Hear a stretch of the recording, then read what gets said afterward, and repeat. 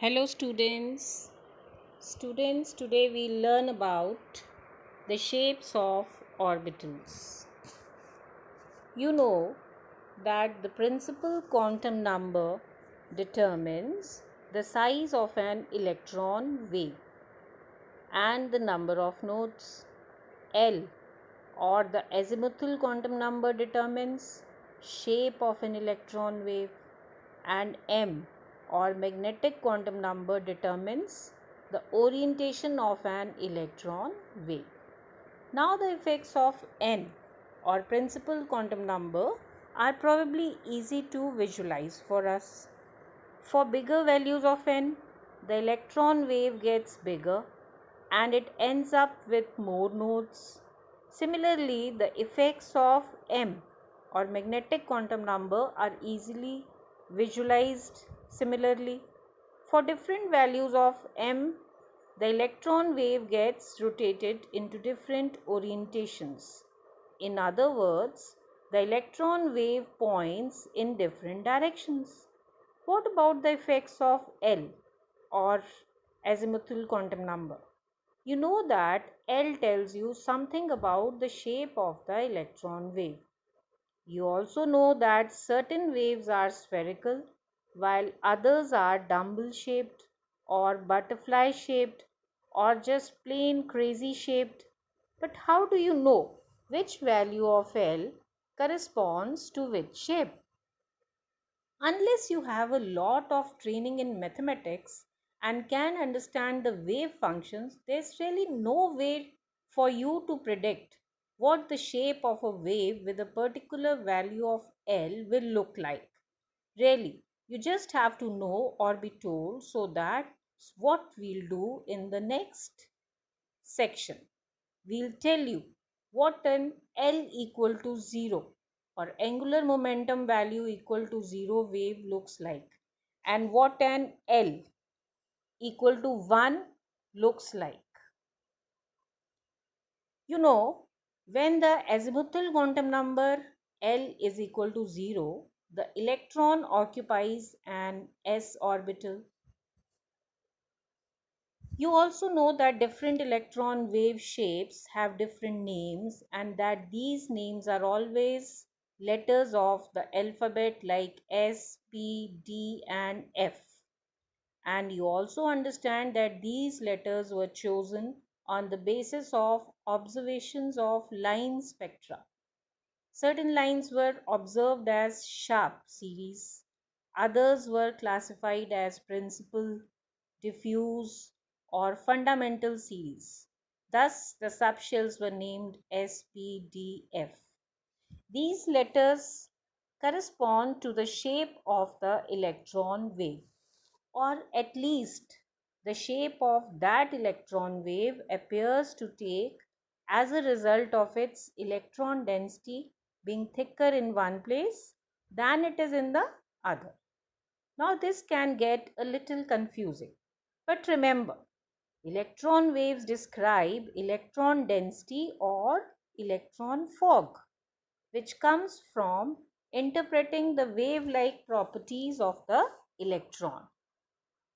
We always have to be careful that we don't forget about particle-like properties of the electron as well. As a result, one scientist know the shape of a particular electron wave. They will often switch and start describing the electron as a particle again. To do this, they use the name for the shape of the wave, but rather than saying the electron wave has S shape or electron wave has P shape, they will say the electron is in S orbital or the electron is in P orbital. This makes it sound as if the electron is a particle again, and as if the orbital is some sort of box that the particle is confined to, or at least some sort of territory that the particle patrols. This switching back and forth between wave-like description of electron and particle-like description of electron may seem confusing or annoying or just plain strange. But scientists do it to remind themselves that electrons are both particles and waves. So, exactly, what is an orbital? Technically speaking, an orbital is a wave function for an electron defined by the three quantum numbers n, l, m. That is principal quantum number, azimuthal quantum number, and magnetic quantum number. What the wave function describes, though, is a region in space with a particular shape where you are likely to find an electron. In terms of waves, the orbital describes the region in space where the electron density is very thick. In terms of particles, the orbital describes the region in space where there is high probability of finding the electron. It should make some sense because wherever the electron density is thick, there is also high probability of finding the electron. So far we have decided that L describes the shape of an orbital, which in turn describes where the electron density is thick and there is high probability of finding the electron, and where electron density is thin and there is low probability of finding the electron. They are still, however, working towards description of what these waves with regions of thick and thin electron density actually looks like. Let's begin with the simplest wave shape. Simplest wave shape occurs for L equal to 0. That is when angular momentum quantum number has value 0. When an electron wave is described by quantum number L equal to 0, we say that the wave function describes what is known as S wave, and thus the electron is in S orbital. S waves can be big or small depending upon the value of n, that is principal quantum number. S waves can also have huge number of nodes or no nodes at all, again depending on value of n, that is principal quantum number. What all S waves have in common, though, is their shape. That's what we'll talk about in this section. S sublevels, S subshells are spherical shaped. All L equal to 0 electron waves are S waves or waves from the S subshell, and they all describe electrons in S orbital. As suggested, all electron waves from the S subshell have the same overall shape regardless of the values of n, and regardless of their size, and regardless of the number of nodes they contain. S orbitals always correspond to spherical waves. The quantum number n equal to 1 and L equal to 0 describes a small spherical wave with no nodes. The quantum number n equal to 2 and L equal to 0 describes a larger spherical wave with a single node. And the quantum number n equal to 3 and L equal to 0 describes an even larger spherical wave with two nodes. These waves all look slightly different as shown in the figure here. But they are all spherical because they all have L equal to 0, that is angular momentum quantum number value equal to 0. Their shapes don't change, only their sizes and number of nodes that they contain, they will change. Now if you think back to the earlier lesson which we have learned, that what is special about different orientations of a spherical wave. Remember what happened when we rotated the spherical wave so that it pointed in different directions? It ended up looking the same, didn't it? No matter which way you rotate a sphere, it always looks the same. So how many different m values do you expect for a spherical wave? 1, of course.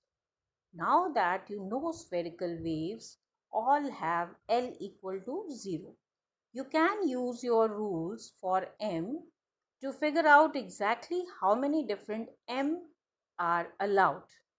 If you look back to examples we have done in the previous sections, you'll see that we can calculate that there is only one allowable value of M, and that was M equal to 0 for the value L equal to 0, which means there is only one orientation of a spherical wave, and it all makes sense. So what does a spherical wave really mean? It means that your probability of finding an electron at any particular distance from the center of atom only depends on distance and not on the direction. Now we come to when the azimuthal quantum number L is 1. Then we can see that M can have three values, that is -1, 0 and +1. All L equal to 1 electron waves are the p waves, that is p subshells, and they describe electrons in what are known as p orbitals.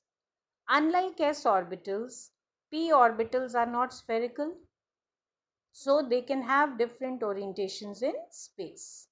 Now that you know all p orbitals have L equal to 1, you can easily figure out exactly how many different p orbital orientations exist by using your rules for M, that is the magnetic quantum number.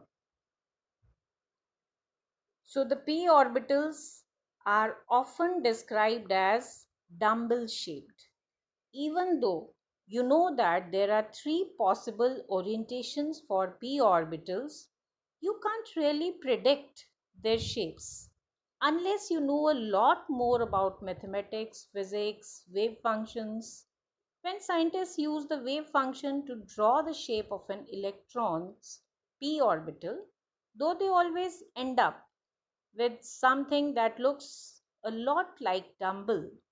Not only that, the three different p orbitals, that is one with m equal to -1, another with m equal to 0, and third one with m equal to 1, turn out to be perpendicular to each other. In other words, if one p orbital points along x-axis, another p orbital points along y-axis, and the third points along z-axis. Scientists typically label these three orbitals px, py, pz respectively. The given figure below, it will show each of the three p orbitals separately and then all three together on the same atom. Sometimes we get so caught up thinking about electron wave functions and electron orbitals that we forget entirely about the atom itself. Remember, electron standing waves form because electrons get trapped inside an atom by the positive charge on the atom's nucleus. As a result, s orbitals and p orbitals and even d and f orbitals always extend out from the atom's nucleus. Don't get so caught up in orbitals that you forget where they are and why they exist. As with s orbitals, p orbitals can be big or small depending on the value of n, that is the principal quantum number, and they can also have more or less nodes, also depending on the value of n. So you see, unlike the s orbital, which can have no nodes at all, a p orbital always has at least one node. Take a look at the p orbital figure which you have seen. Can you spot the node in each of the p orbitals? since all p orbitals have at least one node, there are no p orbitals with n equal to 1. In fact, the first principal quantum number n for which p orbitals are allowed is n equal to 2. Of course, you could have figured that out for yourself, right? Isn't it? Well, so you can remember the rules for predicting which values of L are allowed for any given value of n. You know that L must be no less than 0 but also no greater than n minus 1. So for n equal to 1 energy level, the maximum allowed value for L is minus 1, n minus 1, that is 0. As a result, only s orbital are allowed for n equal to 2 energy level, though maximum allowed value for L will be minus 1, 0, plus 1, which means p orbitals are allowed as well. So now you can see that in first subshell there is only s subshell, and in the second shell there is one s and one p orbital also. One interesting property of p orbitals that is different from s orbitals is that the total amount of electron density changes with both the distance from center of atom and the direction. You can take a look at this figure. Notice how the electron density is different depending on which direction you travel from the center of atom out. In the particular p orbital shown, probability of finding the electron is greater as you head straight up from the center of atom than it is as you head straight to the left or to the right of atom. It turns out that this dependence on direction is very important when it comes to studying how different atoms interact and they form bonds. You learn about it later when you study about chemical bonding. Then the d orbitals and f orbitals, they are not easily visualized. You must have noticed the p orbitals looked a lot fancier than the simple spherical s orbital. Well, you can imagine that if p orbitals with L equal to 1 are fancy, then d orbitals with L equal to 2 are even fancier, and f orbitals with L equal to 3 are just plain crazy. Most people can visualize p orbitals, but d orbitals and f orbitals are actually rather very difficult to imagine. Most d orbitals are butterfly shaped, although one has an unusual shape that looks like a donut surrounding a q-tip. The five possible d orbitals, they are shown here in the figure. You could have easily figured out that there were 5 d orbitals. Don't worry too much about why one of the d orbital is different. Again, it takes a lot of complex maths to understand where the different d orbital pictures came from. And you won't have to worry about unless you decide to go on and study quantum chemistry at the university level. As for f orbitals, they are even hard to draw, not to mention the fact that there are a total of 7 of them. We won't be too concerned with d orbitals in this course, although they do become very important if you want to study certain metals like those found in the center of the periodic table. Similarly, f orbitals aren't all that important when it comes to common chemicals like hydrogen or oxygen or even copper.